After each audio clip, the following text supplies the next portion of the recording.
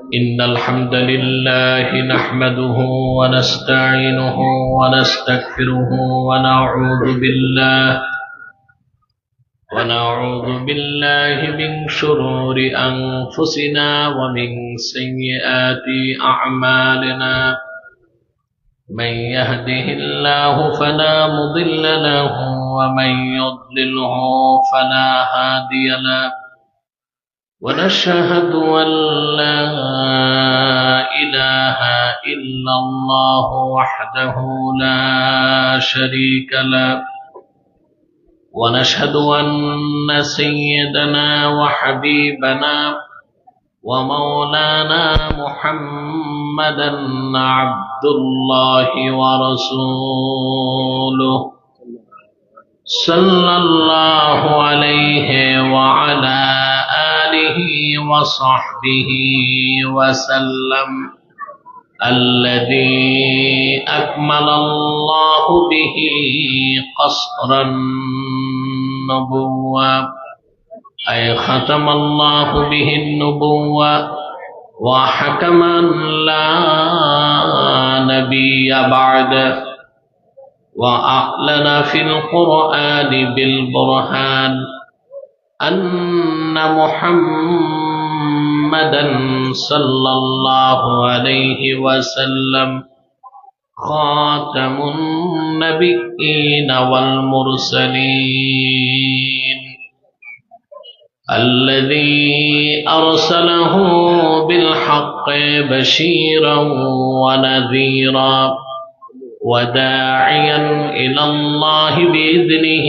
وسراجا منيرا فقد قال الله تعالى في كلامه المجيد والفرقان الحميد أعوذ بالله من الشيطان الرجيم بسم الله الرحمن الرحيم قل إن كنتم تحبون الله فاتبعوني يحببكم الله ويغفر لكم ذنوبكم والله غفور رحيم قل أطيعوا الله والرسول فإن تولوا فإن الله لا يحب الكافرين صدق الله العظيم وصدق رسوله النبي الكريم ونحن على ذلك من الشاهدين والشاكرين والحمد لله رب العالمين إن الله وملائكته يصلون على النبي يا أيها الذين آمنوا صلوا عليه وسلموا تسليما اللهم صل على سيدنا sound clean হবে, পরিষ্কার করা হবে, ইকো থাকবে না, বিবাদ থাকবে না। জবান খুলে পড়ুন আল্লাহুম্মা সাল্লি আলা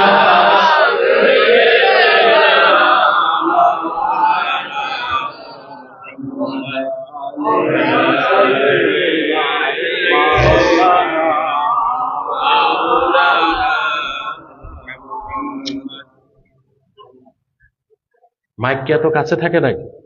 কোথায় শিখছো এগুলো? স্পিকারের সাউন্ড ঠিক করো, পিছনে হরেন চলতে হবে। মহব্বতে পড়ুন আল্লাহুম্মা সাল্লি আলা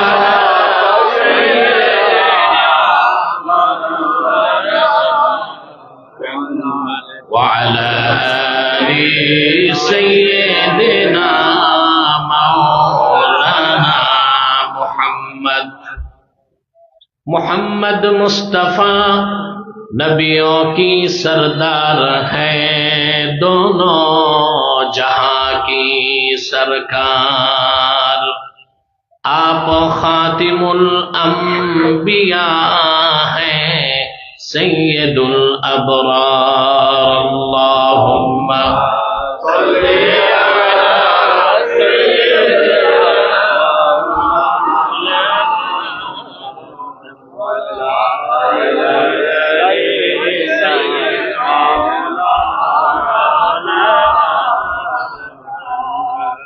मदीने की हवा से जन्नती बू आती है, खाके पाके मदीना में नूरे जन्नत चमकती है। अल्लाहुम्मा सल्ली अला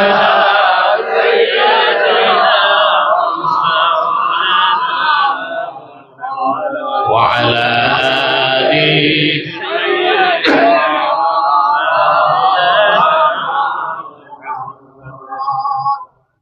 मुहम्मदुन रसूलुल्लाह सल्लल्लाहु अलैहि वसल्लम खतमल्लाहु बिहिन नुबुव्वा व हकमन ला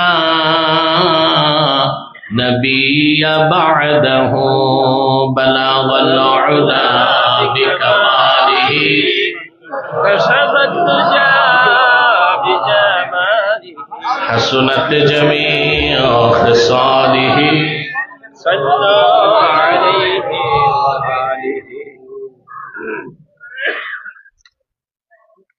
ঈদে মিলাদুন নবী সাল্লাল্লাহু আলাইহি সাল্লাম ও সিরাতুন নবী সাল্লাল্লাহু আলাইহি সাল্লাম উদযাপন কমিটি হিজলা উপজেলার উদ্যোগে আয়োজিত আজকের ওয়াজ দোয়া মাহফিলের সম্মানিত সভাপতি জনাব কারি হাফিজ মাওলানা রুহুল আমিন, বারাকাল্লাহু ফি উমরিহি।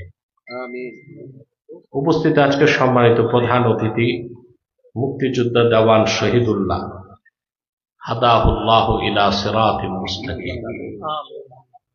হাজারাত উলামায়ে কেরাম, তুলাবায়ে ইজাম, দিনের বেলা দুপুর বেলা চরম কর্মব্যস্ততার মধ্যেও আজকের এই মহতি মাহফিলে যারা উপস্থিত হয়েছেন, স্বেচ্ছায় সানন্দে স্বতঃস্ফূর্তভাবে মনের আনন্দে শুধুমাত্র আল্লাহ তার রসুলের সন্তুষ্টি অর্জনের জন্যে, আল্লাহর কোরআন থেকে কিছু ইলম অর্জন করতে, তাদের সকলকে আমার পক্ষ থেকে হৃদয় নিংড়ানো ভালোবাসা, শুভেচ্ছা এবং অভিনন্দন জ্ঞাপন করছি।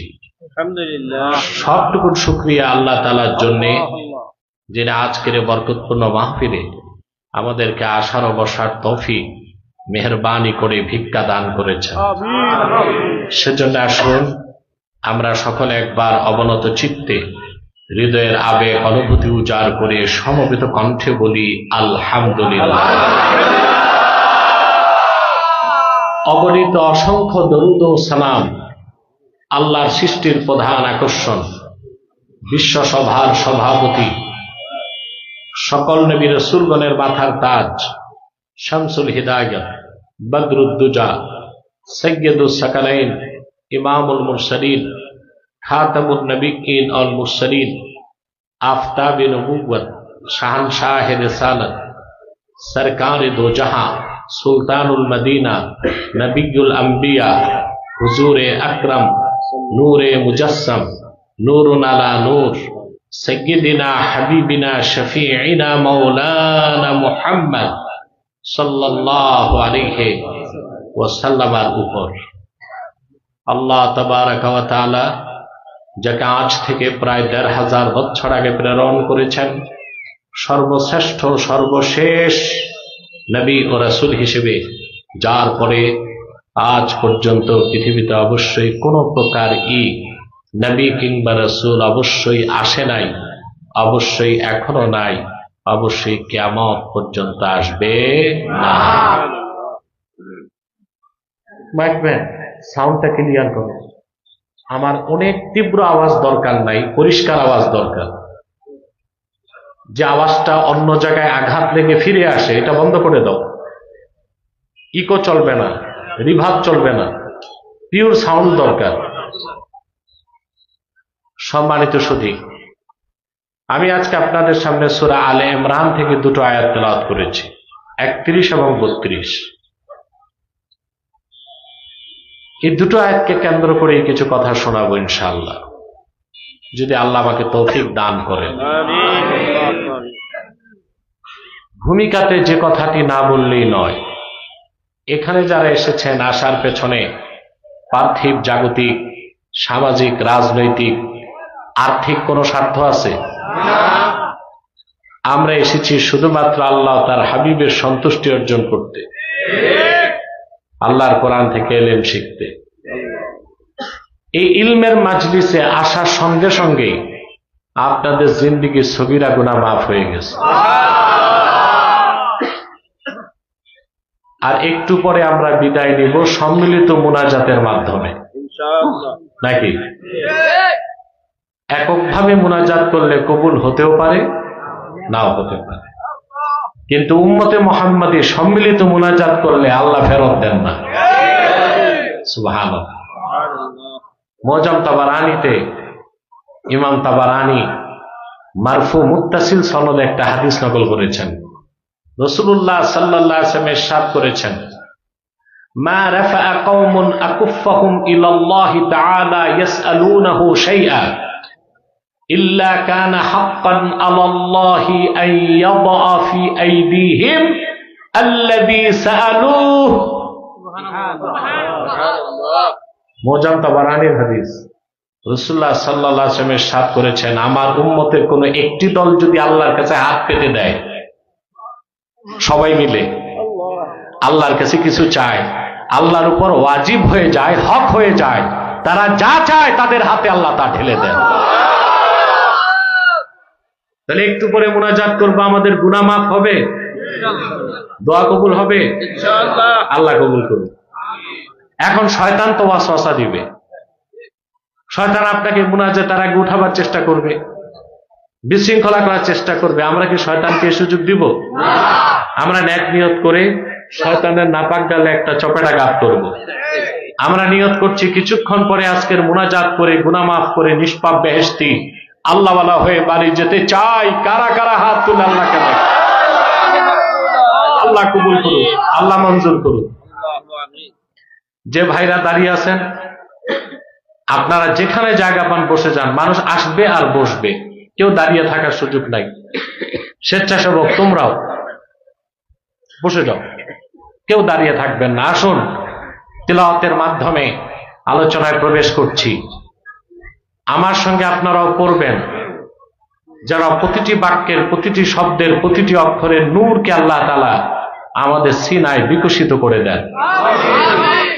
পড়ুন, আউযু বিল্লাহি মিনাশ শাইতানির রাজীম, বিসমিল্লাহির রাহমানির রাহিম।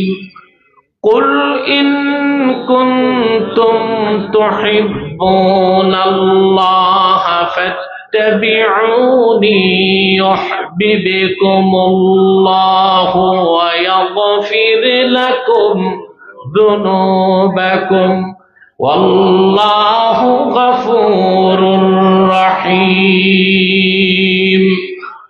কুল আতিউল্লাহা ওয়ার রাসূল ফাইন তাওয়াল্লাউ ফাইন্নাল্লাহা লা ইউহিব্বুল কাফিরিন।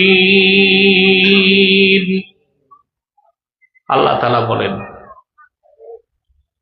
প্রিয় হাবিব মুহাম্মদ সাল্লাল্লাহু আলাইহি ওয়াসাল্লাম, আপনি বলুন, তোমরা যদি আল্লাহকে ভালোবেসে থাকো, ফাত্তাবিউনি, আমার অনুসরণ করো। সুবহানাল্লাহ। মাইক ঠিক আছে, একটু দূরে দাঁড়াও, ধরবা না। তোমরা যদি আল্লাহকে ভালোবেসে থাকো, রাসূলুল্লাহ বলেছেন, আমার অনুসরণ করো।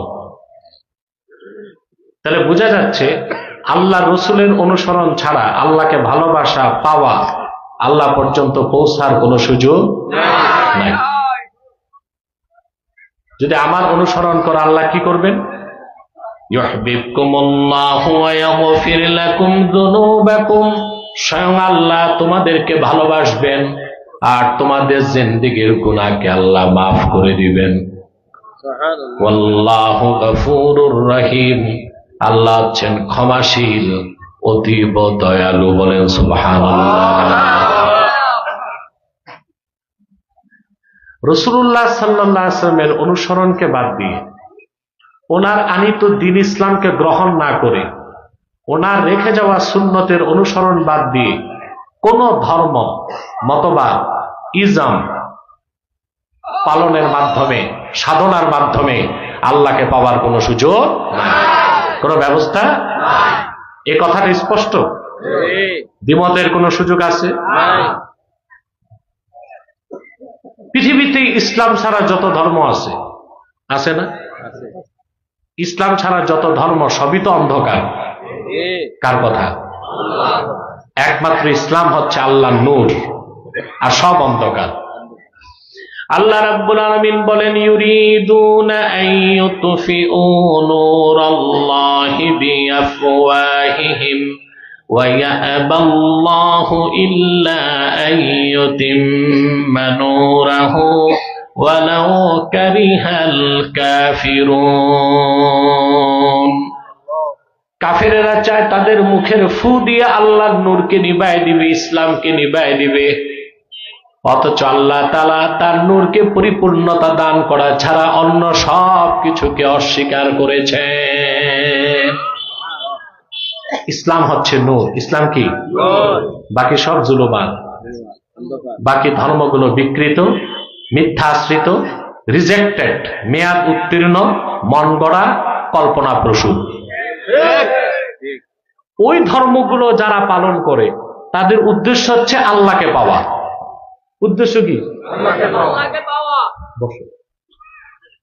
তাদের উদ্দেশ্য মহৎ, তরিকা খারাপ। উদ্দেশ্য কি? তরিকা খারাপ। মক্কায় যে কুরাইশ কাফের ছিল, আবু জেহেল সহ যত কুরাইশ কাফের ছিল, আশ্চর্য হবেন, একজন কুরাইশ কাফেরও নাস্তিক ছিল না, সবাই আল্লাহকে বিশ্বাস করত। করতো কিনা? কেউ একজনও নাস্তিক ছিল না, আস্তিক ছিল। কি ছিল? কিন্তু ছিল কাফের। আস্তিক হলেও ছিল কি? তারা আল্লাহকে বিশ্বাস করতে। কোরআন শরীফে আল্লাহ বলেছেন, وَلَئِن سَأَلْتَهُم مَّنْ خَلَقَ السَّمَاوَاتِ وَالْأَرْضَ وَسَخَّرَ الشَّمْسَ وَالْقَمَرَ لَيَقُولُنَّ اللَّهُ। প্রিয় হাবিব মুহাম্মদ সাল্লাল্লাহু আলাইহি ওয়াসাল্লাম, আপনি যদি কুরাইশ কাফেরদেরকে জিজ্ঞেস করেন, এই আকাশ ও জমিনকে কে সৃষ্টি করেছেন, চাঁদ আর সূর্যকে কে নিয়ন্ত্রণ করেন, তারা বলবে আকাশ ও জমিনের যিনি স্রষ্টা, চাঁদ ও সূর্যকে নিয়ন্ত্রণ করেন, তিনি আর কেউ নন, তিনি আল্লাহ রাব্বুল আলামিন। ওরা আল্লাহকে বিশ্বাস করত? জি, মক্কার কুরাইশ কাফেররা আল্লাহকে বিশ্বাস করত, আস্তিক ছিল, কিন্তু করত মূর্তি পূজা। করত কি? মূর্তি পূজা। মূর্তি পূজা কেন করত? এটার জবাব কোরআনে আছে। ওরা বলেছে, মা না'বুদুহুম ইল্লা লিয়ুকাররিবুনা ইলাল্লাহি যুলফা। আমরা এই সব দেবদেবী লাত, মানাত, উজ্জা মূর্তিগুলোর ইবাদত করি এই জন্যে যেন তারা আমাদেরকে আল্লাহর কাছাকাছি পৌঁছায় দেয়। বলেন নাউজুবিল্লাহ। তাহলে তাদের উদ্দেশ্য ছিল খুবই মহৎ। পদ্ধতি ছিল, উদ্দেশ্য কি ছিল? আল্লাহকে পাওয়া। কিন্তু আল্লাহকে পেতে করতো কি? মূর্তি পূজা। তরিকা ছিল খারাপ। তরিকা ছিল কি? ইহুদিরা বলতো আমরা ওজাইরের ইবাদত করি আল্লাহকে পেতে। ওজাইরকে মনে করতো তার আল্লাহর বেটা। নাউজুবিল্লাহ বলেন। খ্রিস্টানরা বলতো আমরা ঈসার ইবাদত করি আল্লাহকে পেতে। ওরা মনে করত ঈসা হচ্ছে আল্লাহর বেটা। ঈসা এবং ওজায়ের আল্লাহর নগণ্য দাস, আল্লাহর কোনো পুত্র বা বেটা নাই, ছিল না, হবেও না। ঠিক কিনা? ইহুদিরা ওজায়ের ইবাদত করত, তাদের দাবি ছিল আমরা আল্লাহকে পেতে চাই। খ্রিস্টানরা ঈসার ইবাদত করত, তাদের দাবি ছিল আমরা আল্লাহকে পেতে চাই। সকলের উদ্দেশ্য ছিল মহৎ, পদ্ধতি ছিল।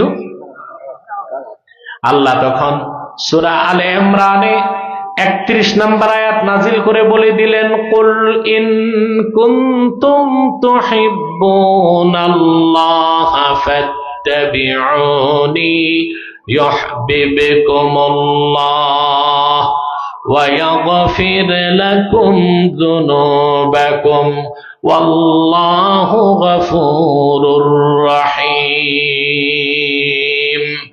আল্লাহ রাব্বুল আলামিন ডেকে বলে দিলেন, হাবিব আমার মুহাম্মদ সাল্লাল্লাহু আলাইহি ওয়াসাল্লাম, আপনি মানব জাতিকে বলে দিন, সত্যি যদি তোমরা আল্লাহকে ভালোবেসে থাকো, আল্লাহকে পেতে চাও, আল্লাহ সান্নিধ্য পেতে চাও, আমি মুহাম্মদ সাল্লাল্লাহু আলাইহি ওয়াসাল্লামের অনুসরণ করো।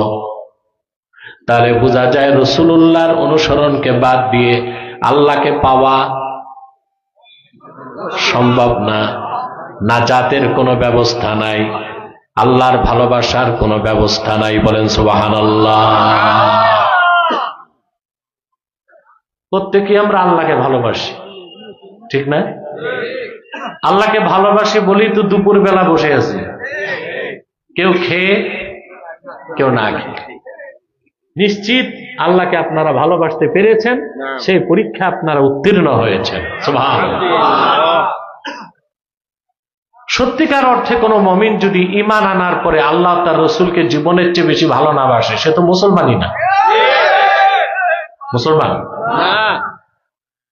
ঈমান আনার পরে কোন ব্যক্তির অন্তরে যদি আল্লাহ তার রাসূলের ভালোবাসা তার জীবনের চেয়ে বেশি না হয়, ততক্ষণ পর্যন্ত আল্লাহ রাব্বুল আলামিন তাকে মুমিন বান্দা বলে স্বীকৃতি দিবেন না। আমি একটা তথ্য শোনাচ্ছি আপনাদেরকে। ইমাম কুরতুবী, আপনারা সড়কে দাঁড়ায় আছেন কেন? আমি না বলছি স্বেচ্ছাসেবকরাও বসে যান। আমাদের এখানে কোনো শৃঙ্খলা রক্ষা করতে হবে না, মানুষ আসবে আর বসবে। বাঙালি তো শুনছে বাদ জোহর, ভাবছে আসরের আগ পর্যন্ত তো বাদ জোহর, বিষয়টা হয়ে গেছে যে আসরের আগ পর্যন্ত কি বাদ জোহর। আবার ভাবছে হুজুর যদি যানজটে পড়ে, এটাও একটা চিন্তা ছিল। এই যে হচ্ছে, মানুষ দেখতেছে, শিখতেছে মানুষ। আমাদের জনপুরি খানদান, আমাদের পূর্বপুরুষরা আসর থেকে মাগরিব ওয়াজ করতেন বেশি, ঠিক না? আবার এই ধারাটা বাংলাদেশে আমি শুরু করতে পেরেছি, আলহামদুলিল্লাহ। প্রিয় সুধী, কথা শুনতেছেন? ইমাম কুরতুবী তাফসীর কুরতুবীতে একটা তথ্য দিয়েছেন। লাম্মা আমারা রাসূলুল্লাহ সাল্লাল্লাহু আলাইহি ওয়াসাল্লাম বিল হিজরা মিন মক্কাতাল মুকাররামাতি ইলাল মাদিনাতিল মুনাওয়ারা جعل الرجل يقول لأبيه والأب لابنه والأخ لأخيه والرجل لزوجته إنا قد أمرنا بالهجرة فتسارع لذلك بعضهم وأبى أن يحاجر بعضهم। আল্লাহর হাবিব মক্কায় 13 বছর দাওয়াত দেবার পরে যখন হিজরতের আদেশ করলেন, সকল সাহাবীর উপর হিজরত করা ফরজ হয়ে গেল, ঠিক না? হিজরতের আগে দেখা গিয়েছে মক্কায় একই ঘরে বসবাস করতেন বাবা মুসলমান, ছেলে কাফের, ভাই মুসলমান, বোন কাফের, স্বামী মুসলমান, স্ত্রী কাফের। কিন্তু হিজরতের আদেশ যখন হয়ে গেল, আর একসঙ্গে থাকা সম্ভব হলো না। সবাই চিন্তায় পড়ে গেলেন, রক্তের সম্পর্ক কেমন করে ছিন্ন করব। বাবা মুসলিম, ছেলে কাফের, ভাই মুসলমান, আরেক ভাই কাফের, স্বামী মুসলমান, স্ত্রী কাফের, আর হিজরত করলে সম্পর্ক ছিন্ন করতে হবে না? বাড়ি ঘর বিত্ত বৈভব ছাড়তে হবে না? সাহাবা একরাম চিন্তা করতেছেন কি করবেন। আল্লাহর পক্ষ থেকে চূড়ান্ত ঘোষণা আসলো। আল্লাহ রাব্বুল আলামিন ডাক দিয়ে বললেন, ইয়া আইয়ুহাল্লাযীনা আমানু লা তাত্তাখিযু আবাআকুম ওয়া ইখওয়ানাকুম আউলিয়া ইন ইসতাহাব্বুল কুফরা আলাল ঈমান। আল্লাহ রাব্বুল আলামিন ডাক দিয়ে ঘোষণা করলেন, হাবিব আমার মুহাম্মদ সাল্লাল্লাহু আলাইহি ওয়াসাল্লাম, আপনি বলে দিন, হে ইমানদারগণ, হে বিশ্বাসীগণ, তোমরা তোমাদের পিতাদেরকে, আপন ভাইদেরকে আপন করে নিও না যদি তারা কালেমা স্বীকার না করে, ঈমান না আনে। যদি ঈমানের উপর কুফরকে তারা প্রাধান্য দেয়, তাদের সঙ্গে তোমাদের কোনো সম্পর্ক থাকতে পারে না। আমাদের মুসলিমদের পররাষ্ট্রনীতির মূল কনসেপ্ট হবে এটা। কাফের মুশরিক বেঈমান আমাদের বন্ধু হতে পারে না, ভাই হতে পারে না। পারে না। কাফের মুশরিকদের সাথে আমাদের সম্পর্ক হবে মানবিক, ভাতৃপ্রতিম না, সম্প্রীতির না, বন্ধুত্বের না। কোন হিন্দু তার ঘরে আগুন লাগছে, মুসলমানের দায়িত্ব আগুন নিভায় দেওয়া। অসুস্থ, তাকে চিকিৎসা সেবা দেওয়া। খেতে পায় না, তাকে ভাত দেওয়া। কিন্তু কোন মুসলমান হিন্দুর পূজা মণ্ডপে যায় মূর্তির সামনে দাঁড়াতে পারে না। এটা করা যাবে না। ঈমান নষ্ট হয়ে যাবে, ঈমান নষ্ট হয়ে যাবে। তাদেরকে মানবিক সাহায্য করা যাবে। খাবার নাই, খাবার দেন। আগুন লাগছে, পানি দেন। ওষুধ নাই, ওষুধ দেন। কিন্তু তাদের ধর্মীয় কোনো কাজে সমর্থন তো দূরে থাক, ন্যূনতম সহযোগিতা করার সুযোগ নাই। এই কথাটা হৃদয়ে গেঁথে নিবেন। আমার এই কথায় অনেকে অসন্তুষ্ট, দেশে অসন্তুষ্ট অনেকে, কিন্তু আমি মনে করি আমার প্রতিপক্ষ হাতি না মাছি তা আমি দেখি না। যা সত্য এবং হক তা আমি বলেছি, বলছি এবং বলবো ইনশাআল্লাহ। তাহলে কাফের মুশরিকদের সাথে বন্ধুত্বের কোন সম্পর্ক হতে পারে না।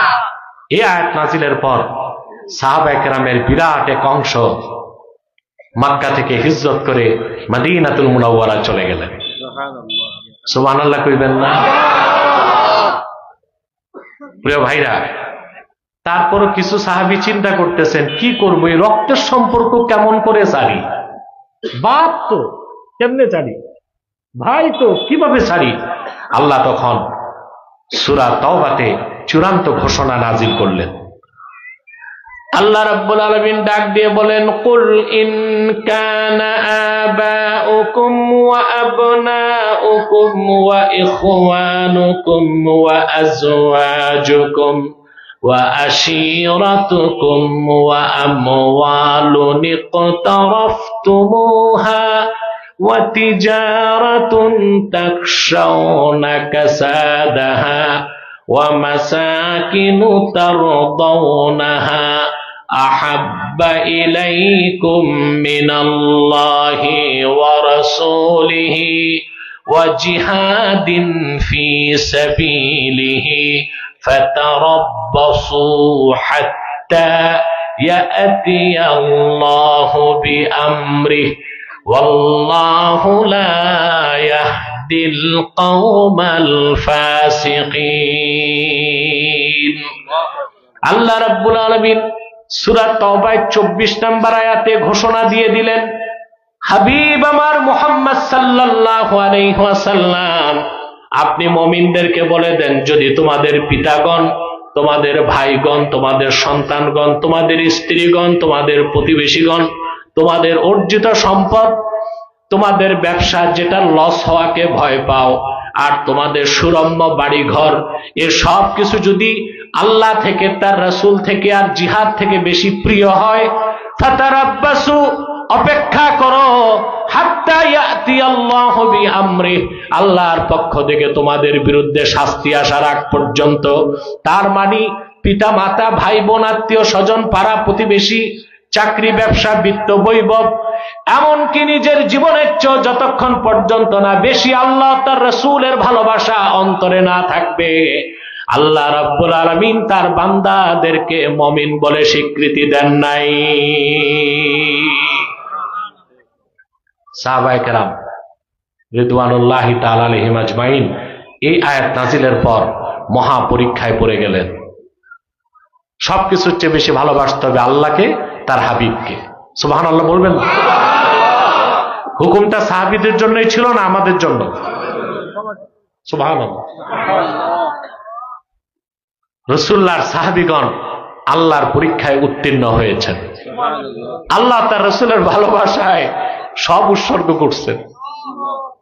রাসূলুল্লাহ সাল্লাল্লাহু আলাইহি ওয়াসাল্লামের একজন জলিলুল কদর সাহাবী ছিলেন মুসআব বিন উমাইর রাদিয়াল্লাহু তাআলা। নাম শুনছেন না? মুসআব ইবনু উমাইর, অনেক ধনী সাহাবী। আপনার সিরাতের কিতাবে এসেছে 1 লক্ষ স্বর্ণ মুদ্রাকে বলা হয় আরবিতে কেন্তার। এরকম 1 লক্ষ স্বর্ণ মুদ্রার মালিক ছিল আরবে 1500 বছর আগে। এরকম লোকের সংখ্যা ছিল 100। এই 100 ধনীর মধ্যে আবার সেরা ধনী মুসআব বিন উমাইর, জলিলুল কদর সাহাবী। আসমাউর রিজালে এসেছে ইসলাম গ্রহণের আগে মুসআব বিন উমাইর রাদিয়াল্লাহু তাআলা আনহু প্রত্যেক দিন তার বাড়িতে 70 জন মেহমান নিয়ে পানাহার করতেন। মেহমানদেরকে সোনার রূপার বাটিতে খাদ্য পরিবেশন করতেন। খাবার দাবারের পর সোনার রূপার বাটিগুলো মেহমানদের হাদিয়া করে দিতেন। কিরকম ধনী মানুষ ছিল চিন্তা করেন। এই লোকটি ঈমান আনার সঙ্গে সঙ্গেই তার বাপ তাকে ছেড়ে দিল, মা সম্পর্ক ছিন্ন করল, ভাই তার বিরুদ্ধে চলে গেল, সমস্ত সম্পদ ছিনে নিল। আল্লাহর হাবিবের আশেক সাহাবী মুসআব বিন উমাইর রাদিয়াল্লাহু তাআলা আনহু সব কিছুকে বর্জন করলেন ঈমানের খাতিরে, ইসলামের খাতিরে, আল্লাহ তার হাবিবের ভালোবাসায়। বলেন সুবহানাল্লাহ। বদর যুদ্ধে মুসআব বিন উমাইর রাসূলুল্লাহর পক্ষে জিহাদ করছেন। আর তার আপন ভাই, একই মায়ের পেট থেকে আসা আপন ভাই আমের বিন উমাইর, সে ছিল কাফের, সে রাসূলুল্লাহর বিরুদ্ধে যুদ্ধ করছে। বদর যুদ্ধে আল্লাহ রাব্বুল আলামিন তার হাবিবকে মহাবিজয় দান করেছেন। সুবহানাল্লাহ বলবেন। 70 জন কাফের নেতা বন্দী হয়েছিল। ওই 70 জনের একজন ছিল মুসআব বিন উমাইরের ভাই আমের বিন উমাইর। সাহাবায়ে কেরাম তার হাত পায়ের বাঁধন শক্ত করে বেঁধে দিলেন। চতুর আমের বিন উমাইর বললেন, শোনো সাহাবীরা, আমি রাসূলুল্লাহর সাহাবী, মুসআব বিন উমাইরের আপন ভাই। সাহাবীর পরিচয় পাওয়ার সঙ্গে সঙ্গে সাহাবায়ে কেরাম তার হাত পায়ের বাঁধন ঢিলা করে দিলেন। সকালবেলা মুসআব বিন উমাইর যখন আসলেন, সাহাবায়ে কেরাম তাকে বললেন, তোমার ভাইকে তো গ্রেফতার করছি, যখন তোমার পরিচয় পাইছি হাত পায়ের বাঁধন ঢিলা করে দিছি। মুসআব বিন উমাইর রাদিয়াল্লাহু তাআলা আনহু বললেন, শোনো সাহাবীরা, শোনো, কাবার মালিক আল্লাহর কসম, আল্লাহর হাবিবের বিপক্ষে যে কুলাঙ্গার অস্ত্র ধরেছে সেই রকম আমের বিন উমাইর আমার ভাই হতে পারে না। বাঁধো, শক্ত করে তার হাত পাও বেঁধে দাও, উচ্চ মুক্তিপণ আদায় করে তারপরে ছাড়ো। এই ছিল সাহাবায়ে কেরামের আদর্শ। সুবহানাল্লাহ বলবেন না? কোন সম্পর্ক নাই, সম্পর্ক হচ্ছে ঈমানের ভিত্তিতে। কিসের ভিত্তিতে? প্রিয় ভাইরা আমার, উহুদ যুদ্ধে মুসআব বিন উমাইর রাসূলুল্লাহর সামনে দাঁড়ায়া লড়াই করতে করতে শাহাদাত বরণ করছে। সুবহানাল্লাহ। উহুদের যুদ্ধে আল্লাহর হাবিবের রক্ত মুবারক ঝরেছে আপনারা জানেন, রাসূলুল্লাহর দান দান শহীদ হয়েছে আপনারা জানেন।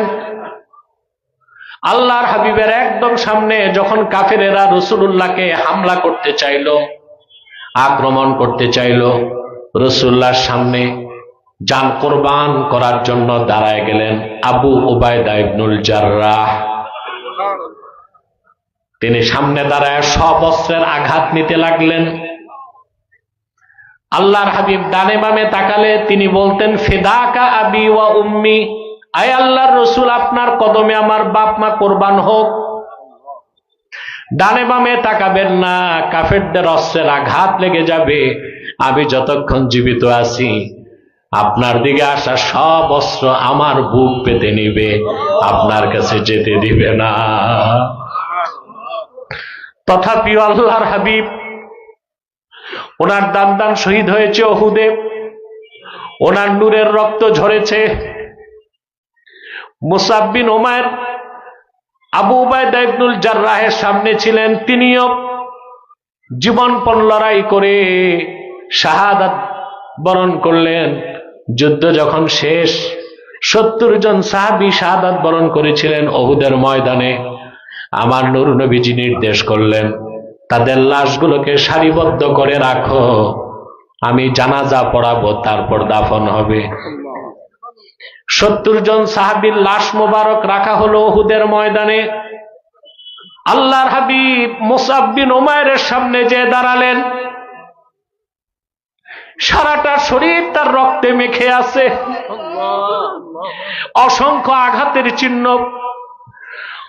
আরবের সবচেয়ে ধনী মানুষটার শরীরে কাপড়ের একটা টুকরা শুধু আছে। আল্লাহর হাবিব বললেন, সাহাবীরা, এই হলো আমার মুসাব বিন উমাইর। ওয়ালাকাদ রাআইতুহু ওয়া আলাইহি বুরদান লা তুরাফু কিমাতুহুমা ওয়া ইন্না শিরাকান আলাইহি মিন যাহাবিন।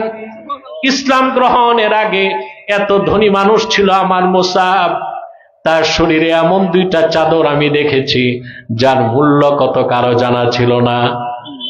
আর আমার মুসাব যে জুতা পায়ে দিয়ে হাঁটতো, সেই জুতার ফিতা ছিল খাঁটি সোনার তৈরি।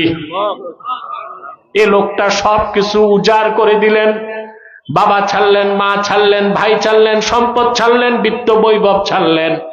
পরিশেষে নূর নবীজির কদমের সামনে দাঁড়ায় জীবনটাও দিয়ে দিলেন। সাহাবায়ে কেরামের তুলনা আছে? কথা বলেন। গৌসে পাক শেখ আব্দুল কাদের জিলানীকে এক লোক জিজ্ঞেস করছিল, ওনার মুরিদ, কথাটা কোনো পাতলা কথা না, মেশকাতের সারা মেরকাতে আছে। গাউস পাককে ওনার মুরিদ জিজ্ঞেস করছিল, হুজুর, আপনার মর্যাদা কি সাহাবায়ে কেরামের কাছাকাছি গেছে? শেখ আব্দুল কাদের জিলানী জবাব দিয়েছেন, তা তো চিন্তাও করা যায় না, বরং শোনো, আল্লাহর হাবিবের সাহাবীগণ যুদ্ধের ময়দানে যে ঘোড়া দৌড়াতেন, সেই ঘোড়ার পদধূলি থেকে যেই ধুলা উঠত, ওইটার সমান মূল্য আমি আব্দুল কাদেরের হয় না। আর আজ আমরা সাহাবায়ে কেরামের শানও বেয়াদবি করি। আমাদের মুখে লাগাম নাই, কথায় ভারসাম্য নাই, ঠিক কিনা? প্রিয় সুধী, সাহাবায়ে কেরাম জীবন থেকে বেশি আল্লাহ তার রসুলকে ভালোবাসার প্রমাণ দিতে পেরেছেন, ঠিক কিনা? আমরা যদি জীবনের চেয়ে বেশি আল্লাহ তার রসুলকে ভালোবাসতে না পারি, নামের মুসলমান হব, কামের মুসলমান।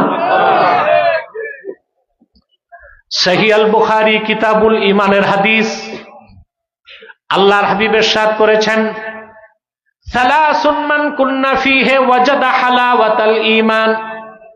আমার যে উম্মতের মধ্যে 3টা খাসলত একত্রিত হয়ে যাবে, ঈমানের মধুর স্বাদ সে পেয়ে যাবে। কটা খাসলত? 3টা। বলবো? শুনবেন, মনে রাখবেন। মান কানাল্লাহু ওয়া রাসূলুহু আহাব্বা ইলাইহি মিম্মা সাওয়াহুমা। প্রথম খাসলত হচ্ছে ব্যক্তির নিকট আল্লাহ তার রাসূল হবেন সবকিছুর চেয়ে প্রিয়। আল্লাহু আকবার। 2 নাম্বার হচ্ছে কোন ব্যক্তিকে ভালোবাসবে আল্লাহর জন্যে। কার জন্যে? আমরা কি নেতাদের ভালোবাসি আল্লাহর জন্যে, নাকি ভোটের জন্যে আর নোটের জন্যে? ভোটের জন্যে, নোটের জন্যে, ঠিক কিনা? মুমিন মুমিনকে ভালোবাসবে কার জন্য? ওখানে পলিটিক্যাল ইন্টেনশন থাকবে না, পার্থিব কোনো চিন্তা থাকবে না।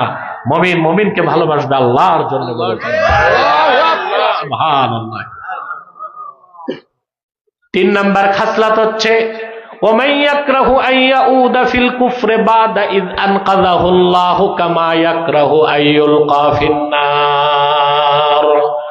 ঈমান আনার পরে ব্যক্তির নিকট ঈমানটা এত প্রিয় হয়ে যাবে, আবার কাফের হওয়াকে ওই রকম অপছন্দ করবে সে যেভাবে জ্বলন্ত আগুনে নিক্ষেপ করাকে অপছন্দ করবে।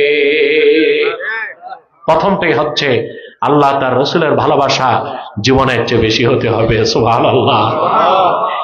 এটাই ঈমান, এটা ছাড়া ঈমান থাকতে পারে না। তাহলে আমরা কি শিখলাম? আল্লাহ তার রসুলের ভালোবাসা জীবনের চেয়ে বেশি হতে হবে, আর আল্লাহকে পেতে হলে আল্লাহ রসুলের অনুসরণ করতে হবে। এক কথায় ইত্তেবায়ে রসুল, রসুল্লাহর অনুসরণের অর্থ কি? রসুলুল্লাহর অনুসরণটাই ইসলাম। রসুলুল্লাহর অনুসরণের বাইরে কোনো ইসলাম, শরীয়ত, তরিকত, হাকিকত, মারেফত আছে, শুধু মাইরের পথ আছে কি? আর কিছুই থাকতে পারে না। রাসূলুল্লাহর অনুসরণটাই ইসলাম। সুবহানাল্লাহ। প্রিয় ভাইরা, চিন্তা করে দেখেন, আল্লাহর হাবিব যা আদেশ করেছেন আল্লাহ ফরজ করে দিয়েছেন, তিনি যা নিষেধ করেছেন আল্লাহ হারাম করে দিয়েছেন, তিনি যা পছন্দ করেছেন আল্লাহ দিন বানায় দিয়েছেন, তিনি যা পছন্দ করেছেন আল্লাহ বদ্দিন বানায় দিয়েছেন। রাসূলুল্লাহর অনুসরণটাই তো ইসলাম। রাসূলুল্লাহর আনিত শরীয়ত বা দ্বীনের বাইরে ইসলামের কোনো অস্তিত্ব কল্পনা করা যায় না। আল্লাহর হাবিব বলছেন করো, আল্লাহ ফরজ করে দিয়েছেন।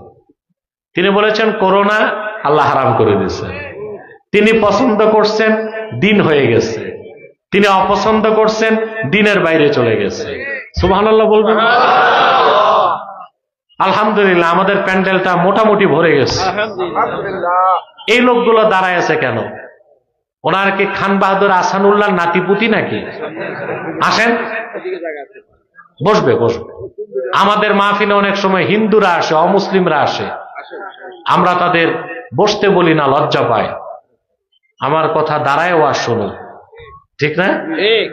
ওই রকম হিন্দু বা অমুসলিম ছাড়া মুসলমান যারা আছেন আল্লাহর রাস্তে বসেন। বাম পাশে, বাম পাশের খালি জায়গাটা পূরণ করলে আমাদের প্যান্ডেলটা ভরে যাবে ইনশাল্লাহ। কোরআনের প্যান্ডেল, মাহফিল, পরিবেশ যত সুন্দর করবেন কবর জীবন তত সুন্দর হবে। বলেন সুবহানাল্লাহ। মনোযোগ আছে তো? আমি কিন্তু এখানে নামার পরে শুধু নামাজ পড়েছি, খাওয়া দাওয়া করেছি। কেন? কারণ আমাকে 3:30টার মধ্যে উঠতে হবে। আমি যদি খেতে বসতাম 1 ঘন্টা চলে যেত, আধা ঘন্টা চলে যেত। আপনারা ঠকতেন। আমি কখন আল্লাহর বান্দাদের ঠকাতে চাই না। আমি কষ্ট করব, কারণ আপনারাও তো কষ্ট করে বসে যাচ্ছেন। প্রিয় বন্ধুগণ, রাসূলুল্লাহ যেটা আদেশ করছেন ফরজ হয়ে গেছে, তিনি নিষেধ করছেন হারাম হয়ে গেছে, তিনি পছন্দ করছেন দিন হয়ে গেছে, তিনি অপছন্দ করছেন দিনের বাইরে চলে গেছে। যেমন বুখারী শরীফ কিতাবুল ঈমানের হাদিস, রাসূলুল্লাহ সাল্লাল্লাহু আলাইহি সাল্লাম মক্কা থেকে মদিনা মুনাওয়ারাতে হিজরত করে যাওয়ার পরে 16 কি 17 মাস বাইতুল মুকাদ্দাসের দিকে নামাজ পড়েছেন। আমাদের প্রথম কিবলার নাম কি? এটা 3টা এরাব জায়েজ। কয়টা এরাব? মুকাদ্দাস, মুকাদ্দিস, মাকদিস। ইসমে ফাইল থেকে, ইসমে মাফউল থেকে জরফে মাকান হিসেবে কয়টা এরাব? মুকাদ্দাস, মুকাদ্দিস, মাকদিস। অর্থাৎ যে জায়গাটা পবিত্রময়, কিংবা যেখানে মুমিন ঢুকলে আত্মা পবিত্র হয়ে যায়, কিংবা যেটা পবিত্রতার উৎস। এই সব কিছু হয়েছে 1500 বছর আগে মেরাজের রাতে আল্লাহ রসুলের নূরের কদম লাগার পরে। সুবহানাল্লাহ। দেখেন না, আজকে ইহুদিরা 2 বছর হামলা করেছে। ফিলিস্তিনে 70,000 মুসলমান জীবন দিয়েছে, বাইতুল মুকাদ্দাসের চাবি ইহুদিদের হাতে তুলে দেয় নাই। দিছে? 70,000 লোক মারা গেছে। কত? কিন্তু বাইতুল মুকাদ্দাসের চাবি তুলে মুসলমান জানে মেরাজের রাতে ১৫০০ বছর আগে রাসূলুল্লাহ নূরের কদম বাইতুল মুকাদ্দাসে লাগছে। সেই বাইতুল মুকাদ্দাস নাপাক ইহুদিদের হাতে দেওয়া যাবে না। আর আমাদের প্রথম কিবলা সেটা। রাসূলুল্লাহ সাল্লাল্লাহু আলাইহি সাল্লাম বাইতুল মুকাদ্দাসের দিকে নামাজ পড়তেন, কিন্তু ওনার দিলের টান ছিল কাবার দিকে। আল্লাহকে বলতেন না, শুধু আকাশের দিকে তাকাইতেন। সুবহানাল্লাহ। আল্লাহ তাআলা ডাক দিয়ে বলেন, কদ নারা তাকাল্লুবা ওয়াজহিকা ফিস সামা। হাবিব আমার মুহাম্মদ সাল্লাল্লাহু আলাইহি ওয়াসাল্লাম বারবার আকাশের দিকে তাকান, আমি তা লক্ষ্য করি। এটা আল্লাহ উল্লেখ করলেন কেন? উল্লেখ করার মতোই বিষয় ছিল, কারণ রাসূলুল্লাহ যতবার আকাশের দিকে তাকাতেন ওনার নূরের চেহারা মোবারক দেখতে আল্লাহর ভালো লাগতো। আল্লাহ বললেন, ফালানুওয়াল্লিয়ান্নাকা কিবলাতান তারদাহা। অচিরেই আমি আপনার মন যেটাকে কেবলা বানাতে চায় সেটারই কেবলা বানায় দিব। আল্লাহর হাবিব সাহাবায়ে কেরামকে নিয়ে মসজিদ নববী থেকে 7 কিলোমিটার দূরে মসজিদ জুল কেবলাতাইনে আসর নামাজ পড়তেছিলেন। 2 রাকাত নামাজ হয়ে যাবার পরে আল্লাহ ওহী নাজিল করে বললেন, ফাওয়াল্লি ওয়াজহাকা শাতরাল মসজিদিল হারাম। হাবিব আমার মুহাম্মদ সাল্লাল্লাহু আলাইহি ওয়াসাল্লাম আপনার নূরের চেহারাটা এখন থেকে কাবার দিকে ঘুরিয়ে ফেলুন। আল্লাহর হাবিব কাবাকে কেবলা বানাইতে চাইছেন, মুখে বলেন নাই, মনে চাইছেন, আল্লাহ করে দিয়েছে। সুবহানাল্লাহ। তিনি যা হুকুম করছেন ফরজ হয়ে গেছে, তিনি নিষেধ করছেন হারাম হয়ে গেছে, তিনি পছন্দ করছেন দিন হয়ে গেছে, তিনি অপছন্দ করছেন বদদিন হয়ে গেছে। ফাত্তাবিউনির এটাই ব্যাখ্যা, রাসূলুল্লাহর অনুসরণটাই ইসলাম, ঈমান, শরিয়ত, তরিকত, হাকিকত, মারিফত। রাসূলুল্লাহর অনুসরণের বাইরে, আনুগত্যের বাইরে, সুন্নাহের বাইরে ইসলাম নাই, কল্যাণ নাই, মুক্তি নাই, সমাধান নাই, নাজাত নাই, জান্নাত নাই।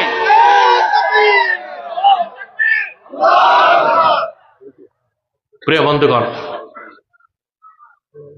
রাসূলুল্লাহ সাল্লাল্লাহু আলাইহি ওয়াসাল্লামের তরিকত, রাসূলুল্লাহ সাল্লাল্লাহু আলাইহি ওয়াসাল্লামের তরিকার বাইরে রাসূলুল্লাহর দেওয়া তরিকাই তো ইসলাম, ঠিক না? এর বাইরে মুক্তির ব্যবস্থা নাই, নাজাতের ব্যবস্থা নাই। সুবহানাল্লাহ বলবেন। সেজন্য রাসূলুল্লাহ সাল্লাল্লাহু আলাইহি ওয়াসাল্লামের অনুসরণকে আল্লাহ ওই রকম ফরজ করেছেন, আল্লাহর অনুসরণকে, আনুগত্যকে যে রকম ফরজ করছেন। সুবহানাল্লাহ। আমার মুসলমান ভাইয়েরা, কুল ইন কুনতুম তুহিব্বুনাল্লাহ ফাত্তাবিউনি। আল্লাহ যে কথা বলেছেন, প্রিয় হাবিব আপনি বলুন, যদি আল্লাহকে পেতে চাও, ভালোবেসে থাকো, আমার অনুসরণ করো। রাসূলুল্লাহর অনুসরণ করার অর্থ হচ্ছে আল্লাহর রাসূল মুহাম্মদ সাল্লাল্লাহু আলাইহি ওয়াসাল্লাম ১৫০০ বছর আগে যে পূর্ণাঙ্গ দিন রেখে গেছেন, সেই দিনকে বিশ্বাস করতে হবে। ওনার রেখে যাওয়া শরীয়তকে বিশ্বাস করতে হবে। ওনার রেখে যাওয়া সুন্নতের পূর্ণ অনুসরণ করতে হবে জীবনের সকল ক্ষেত্রে। তাহলেই নাজাত আছে, জান্নাত আছে, মুক্তি আছে, কল্যাণ আছে। তাহলেই আল্লাহ পর্যন্ত পৌঁছা যাবে। ঠিক কিনা?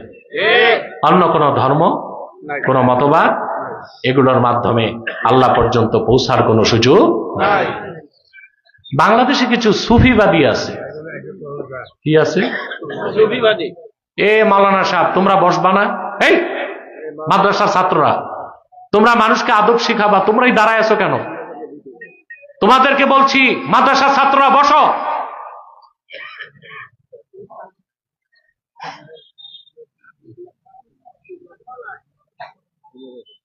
প্রিয় ভাইরা, এই দিক তাকান, বাম পাশে কিছু দাঁড়ায় আছে। এরা আসছে মাহফিলে রোডে দাঁড়ায় থাকতে। আদব তমিজ বলে তো কিছু আছে। সম্মানিত সুধী, থাক থাক থাক, দাঁড়াই থাক। আল্লাহ করে, হ্যাঁ কথা বলতেছে। এটা চরম আদবের খেলা, বেয়াদবি। এদের থেকে মানুষ আদব শিখবে, এরাই তো আদব নাই। প্রিয় ভাইরা, এই দিক তাকান, এই দিক তাকান, কথা শুনতেছেন? রাসূলুল্লাহ সাল্লাল্লাহু আলাইহি ওয়াসাল্লামের আনিত দ্বীনের বাইরে মুক্তির কোনো ব্যবস্থা নাই। বাংলাদেশে একদল লোক আছে তথাকথিত সুফিবাদী, এরা 100% ভণ্ড।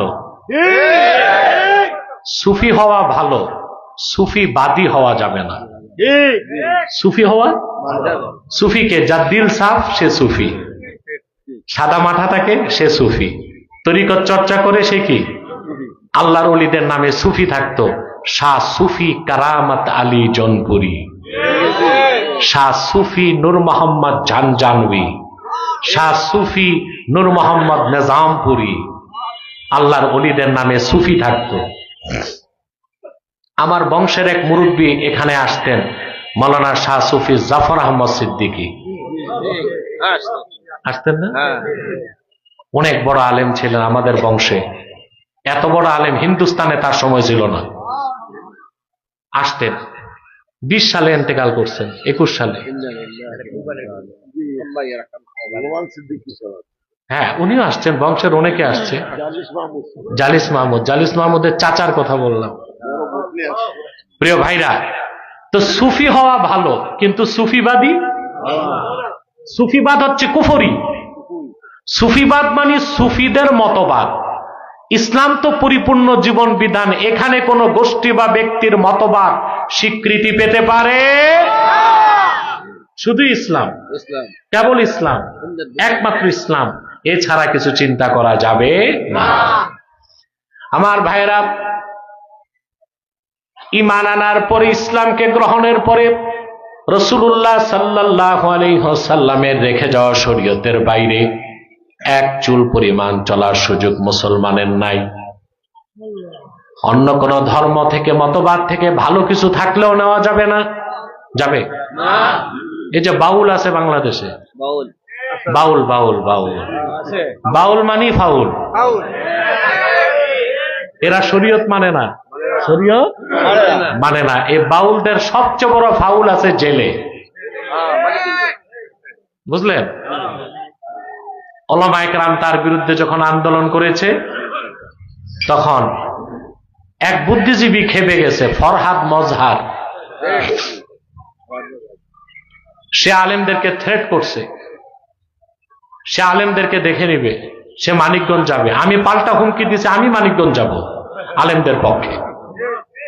আমি বলেছি, ফরহাদ বাড়াবাড়ি করো না, তৌহিদি জনতা আরেকবার মাঠে নামলে কোদাল দিয়া তোমার দাড়িগুলো চেষে দিবে।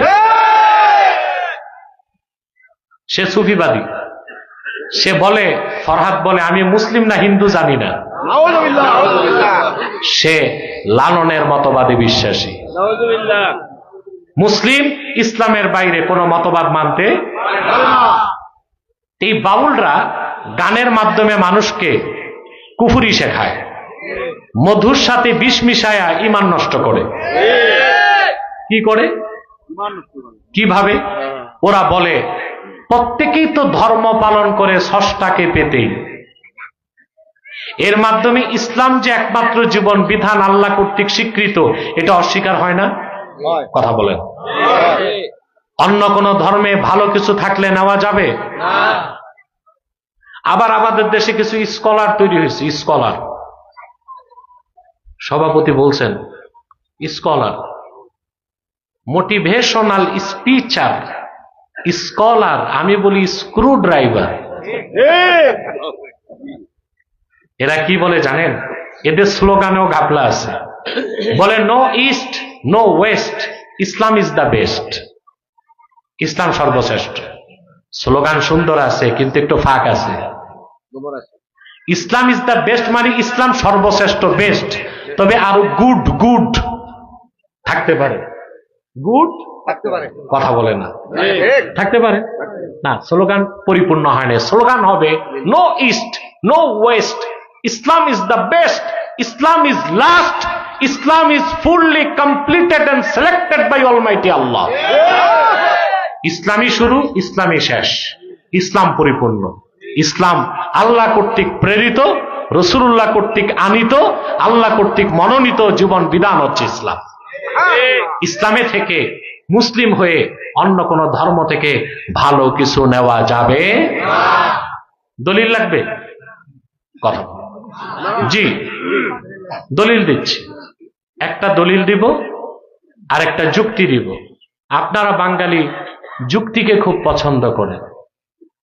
আমার দৃষ্টিতে 1 লক্ষ যুক্তি এক পাল্লায় দিলেও কোরআন হাদিসের একটা দলিলের ওজন হবে না। হবে? হবে? দলিলটা নেন। আহমদ বিন হাম্বল তার মুসনাদে হাদিস নকল করেছেন। ওমর ইবনুল খাত্তাব রাদিয়াল্লাহু তাআলা আনহু, কত বড় সাহাবী, ধুলার তখতে বসে অর্ধেক পৃথিবী শাসন করছেন। সুবহানাল্লাহ। যে লোকটির ছায়া দেখলে শয়তান দৌড় দিত, তিনি ওমর। রাসূলুল্লাহ সাল্লাল্লাহু আলাইহি ওয়াসাল্লামের কাছে তিনি আসলেন, তার হাতে তাওরাত কিতাবের কিছু অংশ। বলেন তো তাওরাত কার উপর নাজিল হয়েছিল?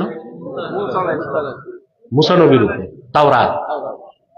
এই তাওরাতের কিছু অংশ হযরত ওমরের হাতে। আল্লাহর হাবিব বললেন, তোমার হাতে কি? তোমার হাতে কি? তিনি বললেন, ইয়া রাসূলুল্লাহ সাল্লাল্লাহু আলাইহি সাল্লাম, বানু কুরাইজাতে আমার এক দুঃসম্পর্কের ভাই আছে ইহুদি, সে তাওরাত কিতাবের মূল বক্তব্য আমাকে লিখে দিয়েছে। কথাটি শোনার সঙ্গে সঙ্গে আল্লাহর হাবিব সাল্লাল্লাহু আলাইহি সাল্লাম এত বেশি রাগান্বিত হলেন, ওনার নূরের চেহারা মোবারকের রাগের প্রকাশ ঘটল। হাদিসের রাবী বলেন, আমি হযরত ওমরকে বললাম, আলা তারা বিওয়াজহি রাসূলিল্লাহ সাল্লাল্লাহু আলাইহি ওয়াসাল্লাম, রে ওমর, তুমি কি আল্লাহর হাবিবের নূরের চেহারার দিকে তাকায় দেখছো না? তোমার কথায় তিনি কতটুকু রাগান্বিত হয়েছেন। হযরত ওমর বুঝতে পেরে সঙ্গে সঙ্গেই আল্লাহর হাবিবের সামনে হাঁটু গেড়ে বসে গেলেন আর পড়তে লাগলেন, রাদিতু বিল্লাহি রাব্বা ওয়া বিল ইসলামি দীনা ওয়া বি মুহাম্মাদিন সাল্লাল্লাহু আলাইহি ওয়াসাল্লাম রাসূলা। আল্লাহর হাবিবের রাগ চলে গেল। তারপর রাসূলুল্লাহ সাল্লাল্লাহু আলাইহি ওয়াসাল্লাম হযরত ওমরকে আর সাহাবীদেরকে কি নসিহত করছেন আমি বলছি, আপনি হৃদয়ের পাতায় লিখে ফেলবেন। আল্লাহর হাবিব থেকে বললেন, ওমর শোনো, লাউ আসবাহা ফীকুম মূসা আলাইহিস সালাম সুম্মা ইত্তাবা'তুমূহু ওয়া তারাকতুমুনি লাদালালতুম। যদি নবী মূসাও এখন জীবিত থাকতো তোমাদের মাঝে, তোমরা যদি আমাকে অনুসরণ না করে মূসার অনুসরণ করতে, তোমরা সব পথভ্রষ্ট হয়ে যেতে। অন্য হাদিসে এসেছে আল্লাহর হাবিব বলেছেন, লাউ কানা মূসা হাইয়া মা ওয়াসিআহু ইল্লা ইত্তিবাই। মূসা পয়গম্বর যদি এখনো জীবিত থাকতো, আমার অনুসরণ করা ছাড়া নবী মূসারও নাজাতের কোনো ব্যবস্থা থাকতো না।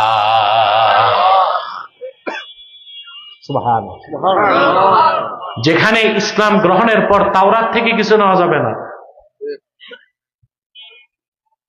ইনজিল থেকে কিছু নেওয়া যাবে না, অন্য কোন ধর্ম থেকে ভালো কিছু নেওয়া যাবে? জোরে বলে, অন্য কোন মতবাদ মতাদর্শ নেওয়া যাবে?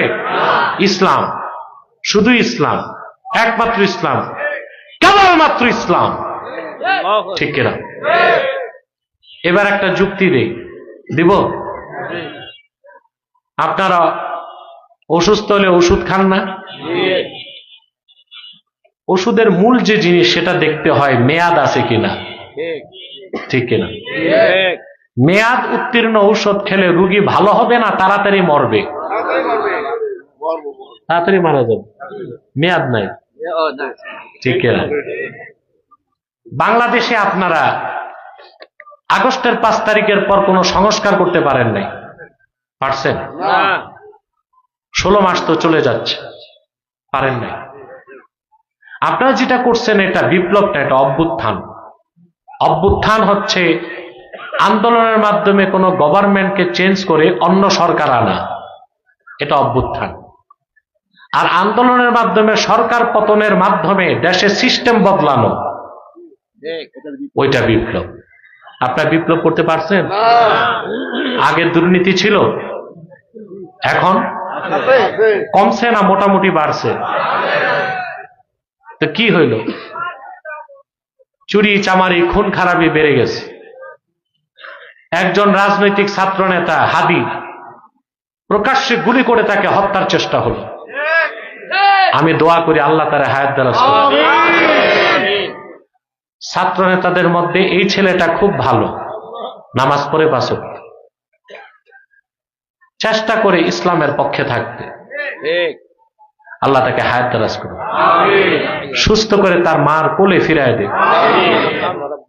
আমি আগেও দোয়া করছি, এখনো করি। তবে এনসিপির সবগুলো নেতাই আমার কাছে এসেছে, তাদেরকে আমি গাইড করেছি, সংশোধন করার চেষ্টা করছি। না, আমি যতটুক ঠিক করি ফরহাদ মজহারের মতো ভণ্ডরা ততটুক নষ্ট করে। বিগত 15 বছর ছিল বাংলাদেশে যে সমস্ত বুদ্ধিজীবী শাহরিয়ার কবির সহ, ওরা ছিল রয়ের দালাল। আর এখন যে বুদ্ধিজীবীগুলো আছে এরা হচ্ছে যুক্তরাষ্ট্রের সিআইএ এর দালাল। যতদিন বাংলাদেশকে দালাল মুক্ত করা না যাবে ততদিন বাংলাদেশ দাঁড়াতে পারবে না। পারবে? সম্ভব? প্রিয় ভাইরা, আমি সরকারকে বলেছি বহু আগ থেকে, বর্তমান সরকারকে, যে দুইটা জায়গায় সংস্কার করো। একটা হচ্ছে শিক্ষা খাত আর একটা চিকিৎসা খাত। আমাদের দেশের মানুষ ভালো ওষুধ পায় না, ভালো ডাক্তার পায় না, ভালো ট্রিটমেন্ট পায় না। পায়? একটি দেশে যদি চিকিৎসা খাত শক্তিশালী না হয় ওই দেশের মানুষ এগিয়ে যেতে পারে না। কারণ যে অসুস্থ তার মন খারাপ, যার মন খারাপ সে ভালো কিছু করবে? এজন্য ভালো চিকিৎসার জন্য 3টা জিনিস দরকার: অভিজ্ঞ ডাক্তার, নিখুঁত পরীক্ষা, নির্ভেজাল ঔষধ। আমাদের অভিজ্ঞ ডাক্তারও খুব কম, আর ওষুধ যা এখানে র ম্যাটেরিয়াল কম, বেশি আটা আর ময়দা পাউডার। আর 3 নাম্বার হচ্ছে আমাদের যে পরীক্ষা, এটার অবস্থা 12টা বেজে আছে। ওই যে আমি বলে থাকি, এক রুগী গেছে ডাক্তারের কাছে, ডাক্তার ইনভেস্টিগেট করে বলছে সর্বনাশ, আপনার ফুসফুসের ভিতরে তেলাপোকা ঢুকছে। এখন রুগী তো চিন্তায় পড়ে গেছে, ফুসফুসের ভিতরে তেলাপোকা ঢুকে কেমনে? পয়সা আছে, গেছে সিঙ্গাপুর। ডাক্তার দেখে হাসে, বলে তেলাপোকা ফুসফুসে না, এমআরআই মেশিনে তেলাপোকা ছিল। কোথায় ছিল? এই যদি হয় বাংলাদেশের যন্ত্র, তো রোগী আর ভালো হবে কেমন করে? তো ওষুধটা ভালো না হলে রোগ ভালো। ওষুধের মধ্যে আপনাকে মেয়াদ দেখতে হয়। মেয়াদ উত্তীর্ণ ঔষধ মাগনা দিলেও খাবেন। চিকিৎসা শাস্ত্রে সবচেয়ে বেশি টাকা লাগে ক্যান্সারের ঔষধ, কেমোথেরাপিতে। বাংলাদেশ যেটা বানায় 1 বোতলের দাম 22,000। ফ্রান্স এবং জার্মান থেকে যেটা আসে 1 শিশির দাম 1 লাখ টাকা। 1 শিশির দাম 1 লাখ। এখন কেমোথেরাপির প্যাকেটে লেখা আছে, মেয়াদ আছে ডিসেম্বর 16 তারিখ 2025 দুপুর 12টা পর্যন্ত। 2025 16 ডিসেম্বর দুপুর 1টায় কত দাম? কথা বলে 1 লাখ টাকার জিনিস। 1 ঘন্টা পর মেয়াদ চলে যাওয়ার 1 ঘন্টা পর কত দাম? নবী মুসা আল্লাহর কাছ থেকে যে শরীয়ত এনেছিলেন তার মেয়াদ চলে গেছে। নবী ঈসা আল্লাহর পক্ষ থেকে যে শরীয়ত এনেছিলেন তারও মেয়াদ চলে গেছে। আল্লাহর আখিরি নবী মুহাম্মদ সাল্লাল্লাহু আলাইহি ওয়াসাল্লাম 1500 বছর আগে আল্লাহর কাছ থেকে যে দিন ইসলাম এনেছেন, এটার মেয়াদ থাকবে কিয়ামত পর্যন্ত। বলেন সুবহানাল্লাহ।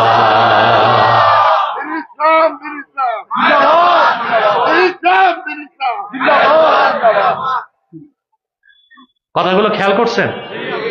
তাহলে রাসূলুল্লাহর ইত্তেবার অর্থ কি? রাসূলুল্লাহ সাল্লাল্লাহু আলাইহি ওয়াসাল্লাম আল্লাহর কাছ থেকে যে দ্বীন এনেছেন সেই ইসলামকে বিশ্বাস করা, ওনার সুন্নতের অনুসরণ করা জীবনের সকল ক্ষেত্রে। তাইলে আপনি মুসলিম, আপনি মুমিন, আপনি আশিক, আপনি আল্লাহকে পাবেন। এরপরে আল্লাহ রাব্বুল আলামিন এর পরের আয়াতে কঠোর ঘোষণা দেন। আল্লাহ রাব্বুল আলামিন বলেন, কুল আতিউল্লাহ ওয়ার রাসূল ফাইন তাওয়াল্লাউ ফাইন্নাল্লাহা লা ইউহিব্বুল কাফিরিন। প্রিয় হাবিব মুহাম্মদ সাল্লাল্লাহু আলাইহি ওয়াসাল্লাম, আপনি বলে দিন, তোমরা আল্লাহর আনুগত্য করো, তার রাসূলের আনুগত্য করো।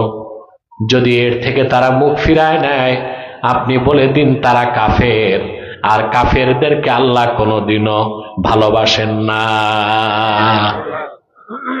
এই আয়াতে আল্লাহ স্পষ্ট করে দিলেন। কি স্পষ্ট করে দিলেন? রাসূলুল্লাহর অনুসরণ বা আনুগত্য ঐচ্ছিক না আবশ্যিক? জোরে! এখানে কোনো অপশন নাই, কোনো অপশন নাই। স্টেজে উঠানামাটা বন্ধ করলে ভালো হয় না? আর উঠানামা চলবে না। যিনি উঠছেন উঠেই থাকুন, যিনি নামছেন নেমে থাকুন।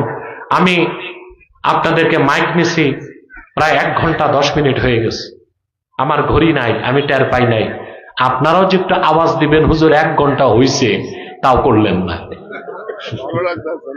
বলেন মাশাআল্লাহ। প্রিয় বন্ধুগণ, আরো 10-15 মিনিট আমি কথা বলছি, সাবজেক্টটা পুরা বুঝাতে হবে। রাসূলুল্লাহর অনুসরণটা, ওনার আনুগত্য ঐচ্ছিক না আবশ্যিক? আবশ্যিক। যদি আল্লাহর হাবিবের আনুগত্যকে কেউ স্বীকার না করে, সে মুসলমান হইতে পারে না। কোরআনের অন্যত্র আল্লাহ বলেন, আল্লাহ রাব্বুল আলামিন বলেন, মা কানা লিমুমিনিন ওয়ালা মুমিনাতিন ইযা কাদাল্লাহু ওয়া রাসূলুহু আমরান আইয়াকুনা লাহুমুল খিয়ারাতু মিন আমরিহিম ওয়া মান ইয়াসিল্লাহা ওয়া রাসূলাহু ফাকাদ দাল্লা দালালাম মুবিনা। আল্লাহ রাব্বুল আলামিন বলেন, কোন মুমিন, কোন মুমিনা, কোন পুরুষ কিংবা নারীর কোনো ক্ষমতা নাই, অধিকার নাই আল্লাহ তার রাসূল যা সিদ্ধান্ত দিয়েছেন সেটাকে বাদ দিয়ে নিজেদের পক্ষ থেকে কোনো সিদ্ধান্তকে গ্রহণ করবে, এই ধরনের কোনো ক্ষমতা কোনো মুমিনকে দেওয়া হয় নাই, মুমিনাকেও দেওয়া হয় নাই। যদি এই কাজ তারা করে, তারা সুস্পষ্ট গোমরাহিতে লিপ্ত হয়ে যাবে। আল্লাহ ও তার হাবিব মুহাম্মদ সাল্লাল্লাহু আলাইহি সাল্লাম যে সিদ্ধান্ত দিয়েছেন সেটাই তো ইসলাম। ইসলামের সিদ্ধান্তের বাইরে পার্লামেন্টে বিল পাস করা যাবে? সম্ভব? ঈমান থাকবে? কিন্তু মানব রচিত সংবিধান আর পার্লামেন্টে তা হয় কিনা? হয়।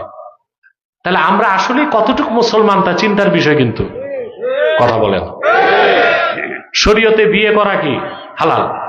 ইসলাম জায়েজ করছে। ইসলামের হুকুম হচ্ছে বালেগ বালেগা হইলেই বিয়ে করা জায়েজ।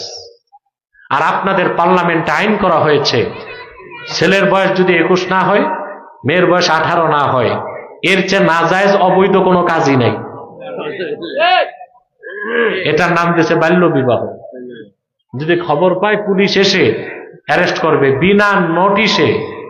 দোনো বিআই অ্যারেস্ট, মেহমানরা অ্যারেস্ট, কাজী অ্যারেস্ট, বাবুর্চি অ্যারেস্ট। রান্না করতে আসছো কেন? কিন্তু আল্লাহ তার রাসূলের বিধান ইসলাম অনুযায়ী হালাল, কিন্তু আপনি সংবিধানে কি করলেন? ঈমান থাকবে? আমি একটু ইঙ্গিত দিচ্ছি শুধু। আমরা কোথায় আছি, কয় নাম্বার মুসলমান, এগুলো একটু চিন্তা করতে হবে। হ্যাঁ, খুব ঝামেলায়। তাহলে আমার ভাইয়েরা, সংবিধান সংস্কার হোক এটা চান কিনা? আহা, 9টা মাস তারা বসলো সংবিধান সংশোধনে, সংস্কারের জন্য, ঐকমত্য কমিশনে। কয় মাস? 9 মাস। সব দলের লোকেরা বসছে, 9 মাসে 88টা বিষয় একমত হয়েছে, আর 44টা বিষয় পয়েন্ট অফ ডিসেন্ট, এগুলো মতভেদ আছে। এগুলো সরকার গঠনের পর করবে, কি যে হবে ভালো বুঝি। কিন্তু এই যে 88টা বিষয় একমত হয়েছে, বাকি বিষয় একমত হইতে পারছে? কথা বলেন। এই 88টা বিষয় যে একমত হয়েছে তার অর্ধেকের বেশি সংবিধান সংক্রান্ত, ঠিক না? 9 মাস মিটিং করছে, শুধু চা বিস্কুটের বিল আসছে 54 লাখ টাকা। কত? 54 লক্ষ টাকা। এটা শুধু চা বিস্কুটের বিল আসছে। গরিব দেশের মানুষ মিটিং করতে 54 লাখ টাকা চা বিস্কুটের খরচ। এটা খাজনার চেয়ে বাজনা বেশি না? সংবিধানকে সংস্কার হয়েছে না? যেটা আছে ওইটাই। আমরা সবাই মিলে যদি একটা কথা লিখে দিতে পারতাম সংবিধানের শুরুতে, বাংলাদেশ সংবিধানের উৎস হবে কোরআন এবং সুন্নাহ, সংবিধান হালাল হয়ে যেত, আর সনদ লাগতো না, এটা জায়েজ হয়ে যেত। তখন সমস্ত আইন করা হতো কোরআন সুন্নাহর দৃষ্টিতে, আর কোরআন সুন্নাহ বিরোধী কোনো আইন হতে পারতো না। তাহলে আল্লাহ তার রাসূল যে সিদ্ধান্ত দিয়েছেন ইসলাম, ওই ইসলামের বিপক্ষে যাওয়ার কোনো সুযোগ আমাদের হতো? কিন্তু এখন যেতে হয় কিনা? কথা বলেন। রাজনৈতিক কারণে, সাংবিধানিক কারণে, এই যে কত মৌলানা মৌলবী পূজা মণ্ডপে দৌড়াইছে না ভোটের জন্য। কিসের জন্য? ভোটের জন্য, রাজনৈতিক স্বার্থে। কীর্তন গাইছে, লাড্ডু খাইছে। আহা, আরে আমরা না হযরত ইব্রাহিমের সন্তান? আমাদের কাজ মূর্তি পূজায় যাওয়া? হযরত ইব্রাহিম আলাইহিস সালাম একা ছিলেন ইরাকের বাবেলে, রাজা ছিল নমরুদ, ওনার পিতা সহ, যাকে পিতা বলতেন, চাচা, বংশের সব ছিল মূর্তি পূজারী। তিনি তাদেরকে বুঝালেন হাতে বানানো কল্পিত দেবদেবী কখনো উপাস্য হতে পারে না। তারা বলল আমাদের বাপদাদাকে দেখছি করছে, আমরাও করি। হযরত ইব্রাহিম তখন ঘোষণা দিলেন, এই কোরআন সাক্ষ্য দেয়, ওয়াতাল্লাহি লাআকিদান্না আসনামাকুম বা'দা আন তুওয়াল্লু মুদবিরিন। আল্লাহর কসম, তোমরা বাড়ি যাবা আর তোমাদের মূর্তিগুলোর ব্যাপারে আমি চরমপন্থা গ্রহণ করব। সব বাড়ি গেছে। কি করছেন তিনি? কুঠার একটা নিয়া সবগুলো মূর্তির নাক নকশা ভাঙ্গা মানচিত্র সমান। কোরআন শরীফে আল্লাহ বলেন, ফাজআলাহুম জুদাদান ইল্লা কাবীরান লাহুম লাআল্লাহুম ইলাইহি ইয়ারজিউন। হযরত ইব্রাহিম জুদাদা মূর্তিগুলোকে ভাঙ্গা টুকরা টুকরা করে ধুলির সাথে মিশায় দিছে। একটা মূর্তিকে দাঁড় করায় রাখছে যেন ওরা এসে জিজ্ঞেস করলে তিনি তার কাছে পাঠাতে পারে যে ওরে জিগাও কে ভাঙছে। ইব্রাহিমের উত্তরসূরিদের কাজ কি মন্দির পাহারা দেওয়া? ইব্রাহিমের সন্তানদের কাজ কি মূর্তি পাহারা দেওয়া? মূর্তি যারা বানাইছে তারা পাহারা দিবে। কথা বলেন। পূজায় যাওয়া যাবে মুসলমানের? আমি কোন আক্রোশ থেকে কথা বলি নাই, আমি আপনাদের কল্যাণ কামনা করি। রাজনীতিটা যেন আমাদের কাছে ঈমান থেকে বড় না হয়, রাজনীতি করতে যে যেন ইসলামের আদর্শ থেকে আমরা বিচ্যুত না হই। কবে এই দেশে ইসলামী রাষ্ট্র হবে এই স্বপ্ন আমরা দেখেও যেতে পারি, পরবর্তীতে যারা তারাও দেখতে পারে, কিন্তু রাজনীতি করতে যে কখনোই ইসলামের বিপক্ষে অবস্থান নেওয়া যাবে না। কথাগুলো বুঝতেছেন ভাই? তাহলে আল্লাহ তার রাসূল সাল্লাল্লাহু আলাইহি ওয়াসাল্লামের আনুগত্য ঐচ্ছিক না আবশ্যিক? অন্য জায়গায় আল্লাহ তাআলা বলেন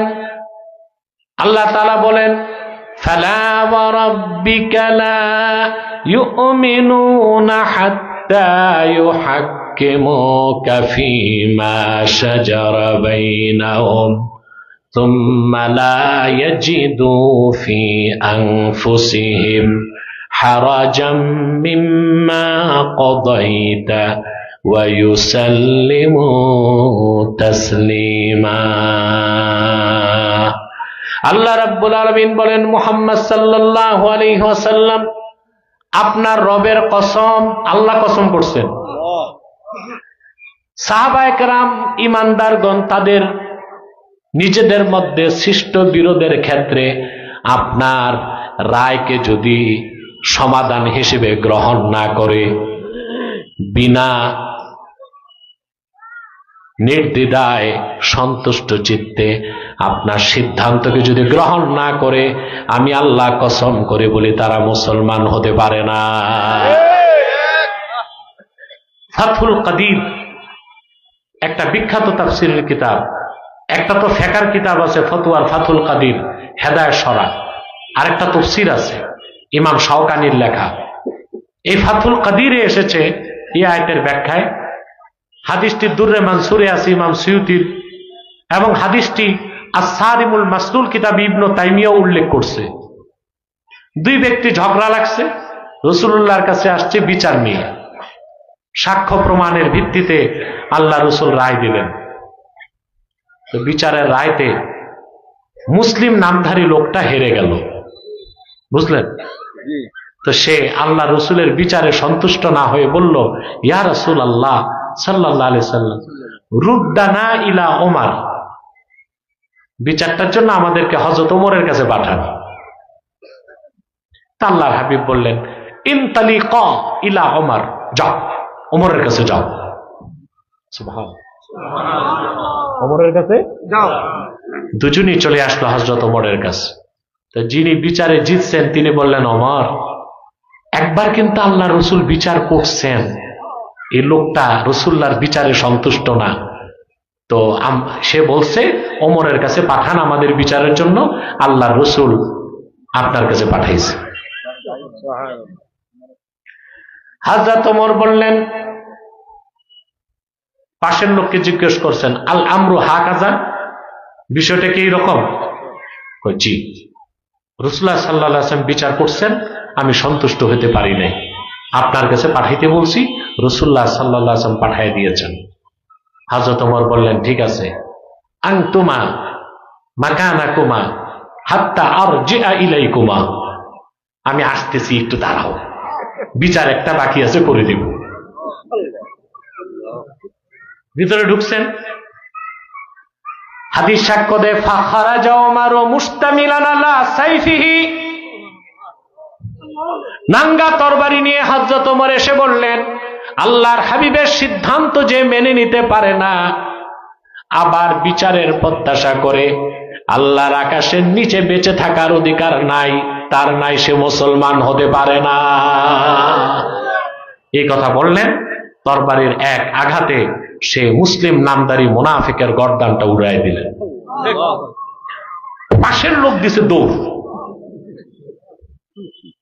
সে আল্লাহর হাবিবের কদমের কাছে এসে থরথর করে কাঁপতেছে। আল্লাহর হাবিব বললেন, কি হয়েছে? বলে, আপনি বিচারের জন্য পাঠাইছেন, ওমর তো গর্দান কেটে দিছে ওর। আল্লাহর হাবিব বললেন, মা জানান্তু আন্না ওমরা ইয়াজতারিউ আলা কতলে মুমিন, আমি ধারণাও করতে পারি নাই ওমর কোন মুমিনকে হত্যা করতে পারে। কথাটা শুনে হযরত ওমরের চেহারাটা কালো হয়ে গেল, বেজার হয়ে গেলেন তিনি। সত্যি কি আমি একজন মুসলমান মেরে ফেললাম? হযরত ওমরের পক্ষে আল্লাহ তাআলা কোরআনের আয়াত নাজিল করে বলে দিলেন, ফালা ওয়া রাব্বিকা লা ইউমিনুন। প্রিয় হাবিব মুহাম্মদ সাল্লাল্লাহু আলাইহি ওয়াসাল্লাম, আপনার রবের কসম মানি, আমি আল্লাহ কসম করে বলছি, আপনার সিদ্ধান্ত, আপনার ফয়সালাকে যারা মানবে না, তারা কোনোদিন আমি আল্লাহর দৃষ্টিতে মুমিন হতে পারে না। ওমর কোন মুমিনকে হত্যা করে নাই, মুসলিম নামধারী কাফেরকেই হত্যা করেছে।